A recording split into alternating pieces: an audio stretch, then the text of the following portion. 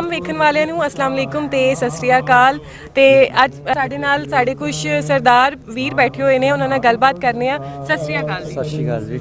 ਕੀ ਹਾਲ ਚਾਲ ਨੇ ਤੁਹਾਡੇ? ਬਹੁਤ ਵਧੀਆ ਜੀ। ਤੁਸੀਂ ਕੀ ਨਾਂ ਤੁਹਾਡਾ? ਗੁਰਪ੍ਰੀਤ ਸਿੰਘ। ਨਾ ਜਸਵਿੰਦਰ ਸਿੰਘ ਜੀ। ਕਰਨੈਲ ਸਿੰਘ। ਅੱਛਾ ਜੀ। ਤੇ ਤੁਸੀਂ ਤਿੰਨੋਂ ਭਾਈ ਹੋ? ਫਰੈਂਡ ਹੈ। ਫਰੈਂਡਸ ਹੋ। ਤੇ ਤੁਸੀਂ ਇੱਥੇ ਪਹਿਲੀ ਵਾਰ ਆਏ ਹੋ? ਬਿਲਕੁਲ ਜੀ। ਤੇ ਕਿੰਨੀ ਦੇਰ ਹੋ ਗਈ ਤੁਹਾਨੂੰ ਇੱਥੇ ਆਏ? ਸਾਨੂੰ 3-4 ਘੰਟੇ ਹੋ ਗਏ। 3-4 ਘੰਟੇ ਹੋ ਗਏ। ਮੱਥਾ ਟੇਕ ਲਿਆ ਹੋਣਾ ਫਿਰ ਤੁਸੀਂ? ਬਿਲਕੁਲ ਜੀ। ਅੱਛਾ, ਤੇ ਕੈਸਾ ਲੱਗਾ ਤੁਹਾਨੂੰ? ਇੱਕ ਬਹੁਤ ਵਧੀਆ ਲੱਗਿਆ ਜੀ। ਜਿਨ੍ਹਾਂ ਚੀਜ਼ਾਂ ਨੂੰ ਜਨਮਾਂ ਤੋਂ ਤਰਸਦੇ ਸੀਗੇ ਸਾਡੇ ਪੰਜਾਬੀ ਕਿ ਹਾਂ ਠੀਕ ਹੈ, ਬਹੁਤ ਵਕਫਾ ਪੈ ਗਿਆ ਸੀਗਾ ਉਹਨੂੰ, ਵਿਛੋੜਾ ਜਿਹੜਾ ਪਿਆ ਸੀਗਾ ਉਹਨੂੰ ਇੱਕ ਵਾਰ ਫੇਰ ਇਕੱਠੇ ਹੋਏ ਆਪਾਂ।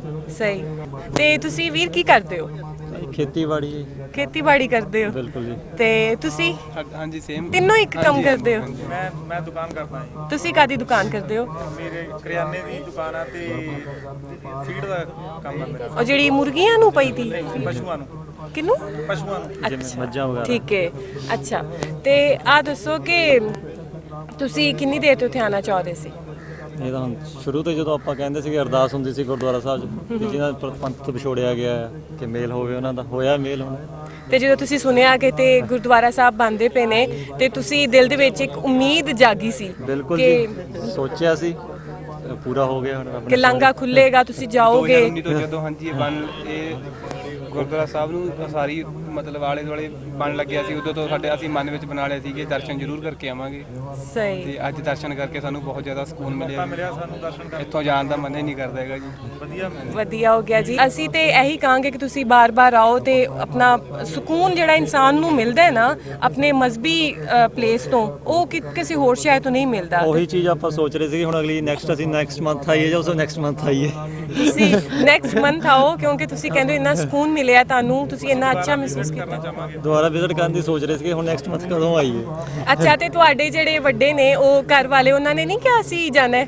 ਇੱਕ ਸੀਗਾ ਵਾਕਿਆ ਹੋਇਆ ਅੱਜ ਮੇਰਾ ਸੀਗਾ, ਮੈਂ ਸ਼ੇਅਰ ਕਰਨਾ ਚਾਹੁੰਦਾ ਇਨਸੀਡੈਂਟ ਸੀਗਾ। ਜੀ ਜੀ ਕਰੋ। ਇੱਕ ਨਾ ਬਜ਼ੁਰਗ ਸੀ, ਉਹਨਾਂ ਤੋਂ ਨਾ ਉੱਠ ਨਹੀਂ ਹੁੰਦਾ ਸੀਗਾ, ਪਿੰਡ ਦੇ ਬਜ਼ੁਰਗ ਸੀ, ਉਹ ਇੱਥੋਂ ਹੀ ਸੀਗੇ, ਮੂਵ ਹੋ ਕੇ ਗਏ ਸੀਗੇ ਉੱਥੇ।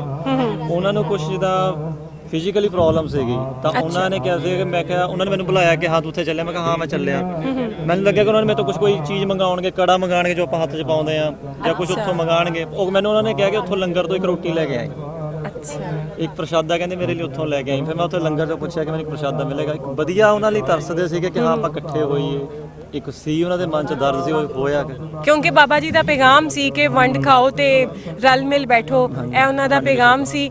ਤੇ ਬਿਲਕੁਲ ਜੀ, ਇਹਦੇ 'ਚ ਬਹੁਤ ਬਰਕਤ ਹੁੰਦੀ ਹੈ ਤੇ ਸਕੂਨ ਵੀ ਹੁੰਦਾ ਇਹਦੇ 'ਚ। ਤੇ ਇਹ ਦੱਸੋ ਕਿ ਤੁਸੀਂ ਲੰਗਰ ਖਾਧਾ ਇੱਥੋਂ? ਬਿਲਕੁਲ ਜੀ। ਠੀਕ ਹੈ। ਤੇ ਤੁਸੀਂ ਸ਼ਾਪਿੰਗ ਵਗੈਰਾ ਕੀਤੀ ਇੱਥੇ ਕਿਉਂਕਿ ਮਾਰਕੀਟ ਵੀ ਬਣ ਗਈ ਹੈ? ਤੇ ਕੀ ਸੋਚ ਕੇ ਆਏ ਹੋ, ਕੀ ਖਰੀਦਦਾਰੀ ਕਰੋਗੇ? ਕੁਛ ਐਂਟੀਕ ਜੋ ਇੱਥੋਂ ਦੀ ਹੈ ਖਾਸ ਚੀਜ਼ਾਂ ਆ, ਕੁਝ ਯਾਦਗਾਰੀ ਲੈ ਕੇ ਜਾਈਏ। ਤੇ ਤੁਹਾਡੇ ਕੀ ਵਿਚਾਰ ਨੇ, ਤੁਸੀਂ ਕੀ ਖਰੀਦੋਗੇ? ਫਿਲਹਾਲ ਮਾਰਕੀਟ ਵਿੱਚ ਜਾ ਕੇ ਦੇਖਾਂਗੇ, ਜੋ ਵਧੀਆ ਲੱਗੇ ਇੱਥੇ ਤੇ ਕੋਈ ਉਹ ਅਸੀਂ ਲੈ ਕੇ ਜਾਵਾਂਗੇ ਜੀ। ਸਹੀ। ਤੇ ਉਹ ਵੀਰ ਜੀ ਚੁੱਪ ਕਰਕੇ ਬੈਠੇ ਨੇ, ਤੁਸੀਂ ਵੀ ਦੱਸੋ ਨਾ, ਤੁਹਾਡੇ ਕੀ ਵਿਚਾਰ ਨੇ, ਤੁਹਾਨੂੰ ਕਿਹਦਾ ਲੱਗਾ?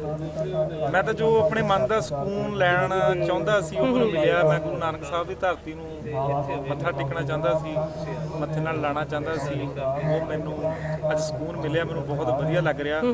ਤੇ ਐਕਚੁਅਲੀ ਟਾਈਮ ਘੱਟ ਹੈ ਕਿ ਇੱਕ ਦਿਨ ਦਾ ਹੀ ਅਸੀਂ ਇੱਥੇ ਵਿਜ਼ਿਟ ਕਰ ਸਕਦੇ ਹਾਂ। ਅਗਰ ਸ਼ਾਇਦ ਸਾਡੇ ਕੋਲ ਥੋੜਾ ਹੋਰ ਸਮਾਂ ਹੁੰਦਾ ਤਾਂ ਅਸੀਂ ਹੋਰ ਸਮਾਂ ਇੱਥੇ ਰੁਕਦੇ। ਸਾਨੂੰ ਸਕੂਨ ਜੋ ਮਿਲ ਰਿਹਾ ਆ ਉਹ ਅਸੀਂ ਮਿਸ ਕਰਾਂਗੇ ਜਾ ਕੇ। ਬਿਲਕੁਲ ਜੀ, ਮਿਸ ਤੇ ਕਰਨ ਵਾਲੀ ਗੱਲ ਵੀ ਹੈਗੀ ਹੈ ਵਿੱਚ।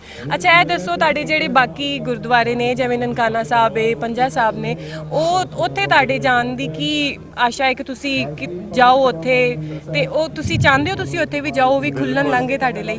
ਬਿਲਕੁਲ ਜੀ ਬਿਲਕੁਲ। ਅਸੀਂ ਤਾਂ ਉਹੀ ਪੁੱਛਿਆ ਸੀਗਾ ਲਾਹੌਰ ਤੋਂ ਕਿੰਨੀ ਦੂਰ ਆ, ਕਿੱਥੇ ਜਾਣਾ ਹੈ, ਕਿੱਦਾਂ ਆ, ਪੁੱਛ ਰਹੇ ਸੀਗੇ। ਗੁਰਦੁਆਰੇ ਦੀ ਫੋਟੋਆਂ ਦੇਖੀਆਂ ਅੰਦਰ ਕਿ ਕਿੱਥੇ ਆਏ, ਸਾਨੂੰ ਵੀ ਪਤਾ ਹੋਵੇ ਆਪਾਂ ਕਿੱਥੇ ਜਾ ਕੇ ਮੱਥਾ ਟੇਕੀਏ ਉੱਥੇ। ਸਹੀ।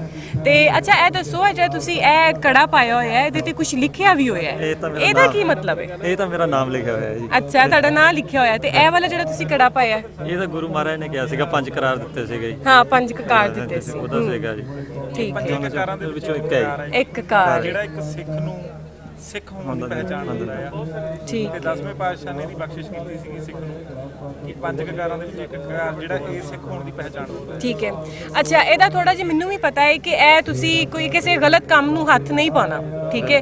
ਤੇ ਤੁਸੀਂ ਕਦੀ ਇਸ ਕੜੇ ਦਾ ਇਸਤੇਮਾਲ ਕੀਤਾ ਹੈ? ਤੁਸੀਂ ਕਿਸੇ ਕੋਈ ਗਲਤ ਕੰਮ ਕਰਨ ਲੱਗੋ ਤੇ ਤੁਸੀਂ ਰੁਕ ਜਾਓ, ਇਹ ਕੜੇ ਨੇ ਤੁਹਾਨੂੰ ਰੋਕ ਦਿੱਤਾ ਹੋਏ, ਕਦੀ ਐਸਾ ਹੋਇਆ ਹੈ ਤੁਹਾਡੇ ਤਿੰਨਾਂ ਵਿੱਚ? ਤਾਂ ਇਹ ਹੈ ਕਿ ਸਿਰ ਤੇ ਪਗੜੀ ਬੰਨੀ ਹੋਵੇ, ਹੱਕ ਦੇ ਹੌਸਲਾ ਹੀ ਨਹੀਂ ਪਏਗਾ ਗਲਤ ਕੰਮ ਕਰਨ ਦਾ। ਇਹ ਤਾਂ ਨਹੀਂ ਬਹੁਤ ਕਦੀ ਇਨਸਾਨ ਹੋ ਜਾ ਜ਼ਿੰਦਗੀ 'ਚ ਬੜਾ ਕੁਝ ਹੋ ਜਾਂਦਾ ਹੈ, ਕਦੀ ਇਨਸਾਨ ਸੋਚ ਆ ਜਾਂਦੀ ਹੈ, ਕੁਝ ਕਰਨ ਲੱਗਦਾ ਹੈ ਤੇ ਤੁਹਾਨੂੰ ਰੋਕਿਆ ਹੋਇਆ ਇਸ ਸ਼ੈ ਨੇ। ਮਨ 'ਚ ਨਹੀਂ ਕਦੇ ਆਉਂਦਾ, ਜੇ ਮੰਨੀ ਹੋਵੇ ਫਿਰ ਤਾਂ ਮੰਨਣਗੇ, ਪਰ ਰੋਕਦੀਆਂ ਚੀਜ਼ਾਂ ਇਹ ਚੀਜ਼ਾਂ ਸਾਨੂੰ 10ਵੇਂ ਪਾਤਸ਼ਾਹ ਦੀ ਦਿੱਤੀਆਂ ਇਹ ਚੀਜ਼ਾਂ, ਇਹ ਸਾਨੂੰ ਉਸ ਦੇ ਘੇਰੇ 'ਚ ਜਾਣ ਹੀ ਨਹੀਂ ਮਨ ਹੀ ਨਹੀਂ ਉੱਥੇ ਜਾਂਦਾ ਤੁਹਾਡਾ। ਸਹੀ ਹੋ ਗਿਆ। ਤੇ ਠੀਕ ਹੈ ਵੀਰ ਜੀ, ਬਹੁਤ ਚੰਗਾ ਲੱਗਾ ਤੁਹਾਡੇ ਨਾਲ ਗੱਲਬਾਤ ਕਰਕੇ, ਸ਼ੁਕਰੀਆ ਬਹੁਤ।